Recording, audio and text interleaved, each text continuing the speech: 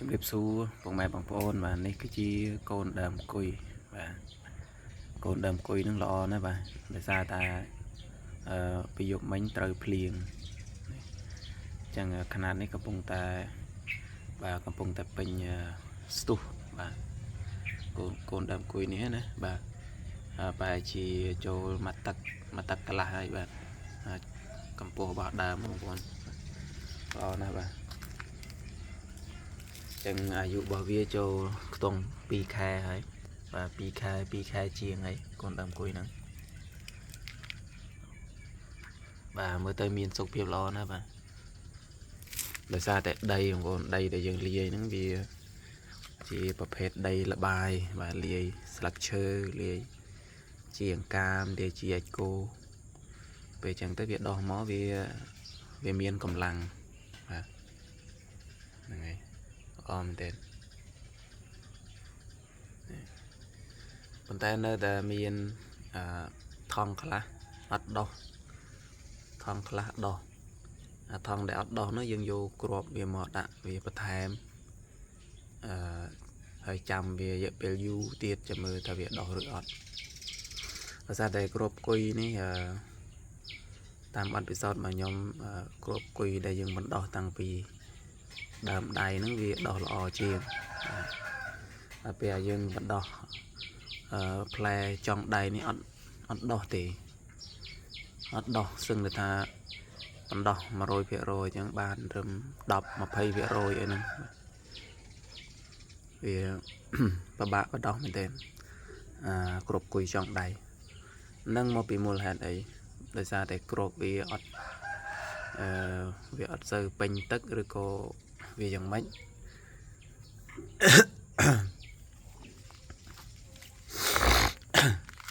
្អណាស់បងប្អូនបាទនេះថងដែលវាអត់ដោះ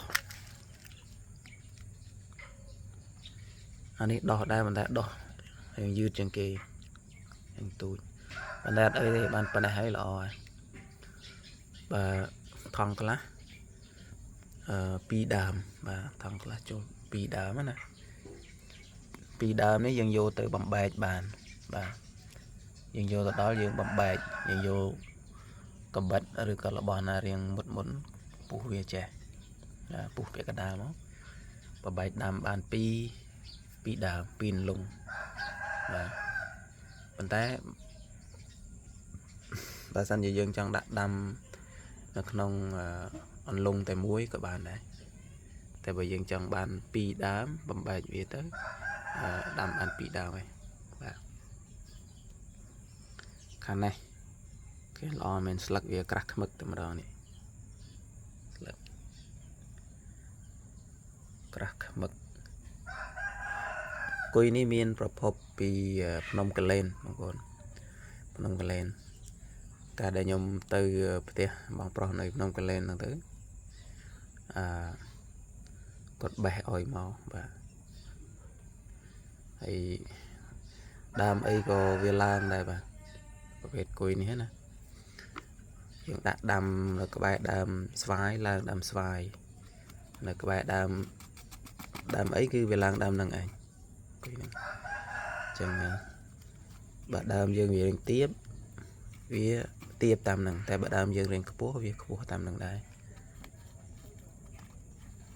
អញ្ចឹងប្រភេទវាជាប្រភេទរុក្ខជាតិវល្លិគុយផ្លែវាហ្នឹងឥឡូវនេះវាអស់ហើយបើវាចុងដៃអស់ហើយសន្មត់ថាអស់ហើយផ្លែវានៅបើសិននៅអាចនៅប្រភេទគុយខ្ចីដែលគេយកមកត្រាំ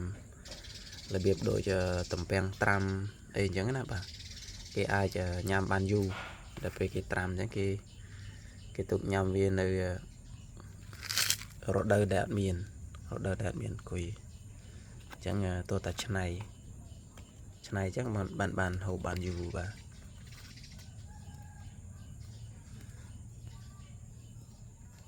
ស្មៅវាចេះតែដោះឲ្យកូនកសាំងទៀបដោះឡើងព្រាតពេញហ្នឹងបងប្អូនតែដកវាចោលវាស្ដាយបើទុកវាទៅវានេះវាស្ដុកកូនគុយរបស់យើងអញ្ចឹងទោះតែដកវាហ្នឹងឯងអត់ទុកទេ ឲ្យវាទៅដោះកន្លែងផ្សេងសាំងទៀតនេះភាគច្រើនគឺមួយដើម2ដើមបាទមានកតងខ្លះ3ដើមតងខ្លះ3ដើមនេះសិតតែស្មៅបងប្អូនអើយនេះនិយាយទៅដករហូតបាទមកទឹកចេះដក2 3ដងតែវាដោះ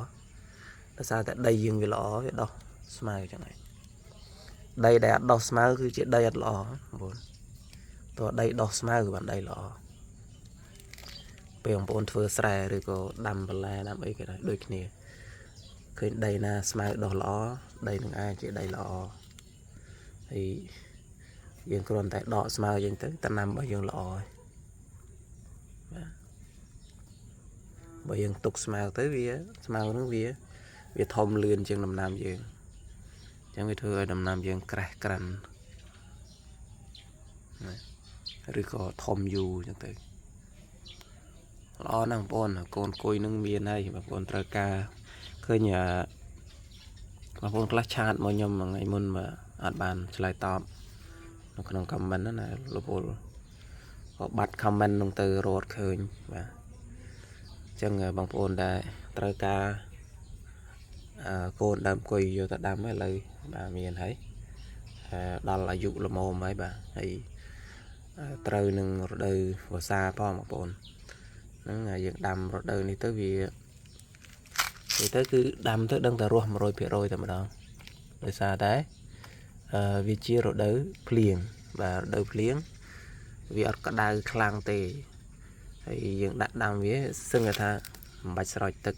យើងស្រោចតែដបងឲ្យវាចាប់ឫសល្អបើសិនជាវាអត់មានភ្លៀងណាបាទហើយដល់ពេលវាចាប់ឫសល្អហើយមិនបាច់ស្រោចទេអញ្ចឹងនៅពេលដែលវារស់ក្នុងរដូវវស្សានេះហើយបានន័យថាដើមដងស្លឹកហើយនឹងឫសរបស់វាមានកម្លាំងរឹងមាំល្អបាទអញ្ចឹងនៅរដូវប្រាំងឆ្នាំក្រោយយើងមិនបាច់ភ័យបារម្ភខ្លាចវាងាប់ទេបាទហ្នឹងហើយចាំបើសិនជាបងប្អូនមានត្រឹមតែជីស្លឹកឈើឬក៏ជីអាចមន់អាចគោដាក់ទៅមិនដែលមានព្រួយបារម្ភរឿងខ្លាចមានជំងឺមានចៃមានអីទេព្រោះនឹងជារុក្ខជាតិព្រៃបងប្អូនបាទវាធន់អាកាសធាតុវាធន់នឹងភាពរាំងស្ងួតអីហ្នឹងបាទនេះអានេះល្អជាងគេដោយសារបដោះមុនគេមិនល្អជាងគេទេវាល្អទាំងអស់ណាបើគាត់ថាវាខ្ពស់ជាងគេបាទអូនមើលម្រាមដៃខ្ញុំបាទកម្ពស់នឹងហើយនេះកម្ពស់នឹងហើយនេះកូនគុយអញ្ចឹងមកថ្នាលនេះគឺកូនគុយទាំងអស់បាទកូនគុយទាំងអស់បងប្អូនត្រូវការប៉ុណ្ណាក៏មានដែរបាទនេះអាចយកទៅដាំបានបាទដាំជាលក្ខណៈ2 3ដើមនៅក្បែរផ្ទះក៏បានបងប្អូនទៅដាំជាលក្ខណៈចំការក៏បានបាទបងប្អូនមានដើមអីផ្សេងឬក៏ដាក់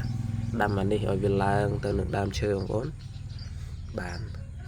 តែបើដាំតែឯងអត់ឡើងអត់មានដើមឈើអត់កើតទេព្រោះវាជាប្រភេទវល្លិវាត្រូវតែឡើងដើមឈើវាដូចយើងដាំននោងដាំអីចឹងបងប្អូនបាទអត់អាចដាំតែឯងបានទេវាត្រូវតែមានគេមានឯងមានឡើងដើមឈើឡើងអីបើថាបងប្អូនអត់មានដើមឈើសោះហ្មងគឺធ្វើបកគោលបងធ្វើបកគោលដូចម្រេចដូចអីដាក់ដាំទៅបាទអញ្ចឹងវាឡើងបានដូចគ្នាបើគាត់ថាបកគោលរបស់យើងទោះតែរៀងធំហើយរៀងខ្ពស់បន្តិចទៅបើយល់អត់ដាំជិតដើមឈើទៅបាទដើមឈើយើងខ្ពស់ប៉ុន្តែវានិយាយទៅតាមលក្ខណៈធម្មជាតិរបស់វាដើមឈើបាទនេះខ្ញុំដាក់សកៃដូងអានេះដោះល្អនេះស្លឹកវាដោះក្រោយគេបាទនេះដាំដំណើរគ្នាអានេះដោះមុននឹងវាយណាស់អានេះក្រោយប៉ុន្តែមិនអីទេក្នុងរយៈពេលតា2 អាទិត្យ3 អាទិត្យឬក៏មួយខែទៀតវាលូតលាស់តន់គ្នាហើយ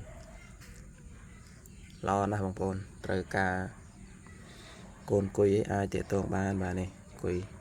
thiệp cho mùi nâng bắt đây bà nhầm và lo nè chẳng xâmรับcùi chăm ní có mình sơ miền tràn đáng bốn côn vía mà bốn tiện tông bàn muốn có tật tuột bàn vô tật đâm môn và bà sẵn chỉ tiện tông trong pèl để nhóm ó tôi ta chăm năm coi bà tôi chăm năm coi tiền là bọn nó cứ mà năm mà ra đâu miền tại mặt đòn đấy bà mà đâu miền tại mặt đòn chẳng tôi dương luôn chăm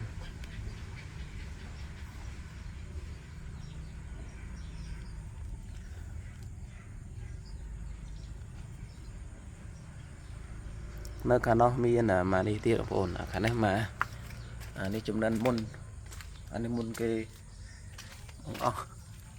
môn kia bằng o thì đòn vẫn đã tinh tế phải chỉ buồn đập đám bị buồn và mùi vậy đó bà đập đám tinh tế anh này tại cho nên môn đấy vì là o trên kế về những kế còn thấy và anh ấy trôn mà chả phải và vì trong cả làng lẽ khả vua ấy và bên đây dương ở tuần đàm tới vì ở tuần chỉ lẽ là rum ấy thì ở tuần lẽ là vì rum lơ đàm chơi thì đây nè cái gìประเภทđây đã sol đúng không đây cái tô này nhom đàm rồi cái chiết sen thì là bị bị sol chẳng thấy dương chết ta ọt bàn lia vì mà đòn tía đó dương vô đây cha năng vô đó là bên chẳng tới vì ca lụt lụa vì mình thà lọ rồi còn mình lọ tới vì là mồm mà vì là mồm ca lụt lụa vì này tới bật thà vì bàn phần này hơi ông bồn cứ thà mình ngọt tầm đó và sừng này thà mà rồi phía rồi ăn ngọt tê lút ra tại dương cắt người ta dương cắt rơi vì ăn ngọt chẳng buồn này thôn và thôn lò đài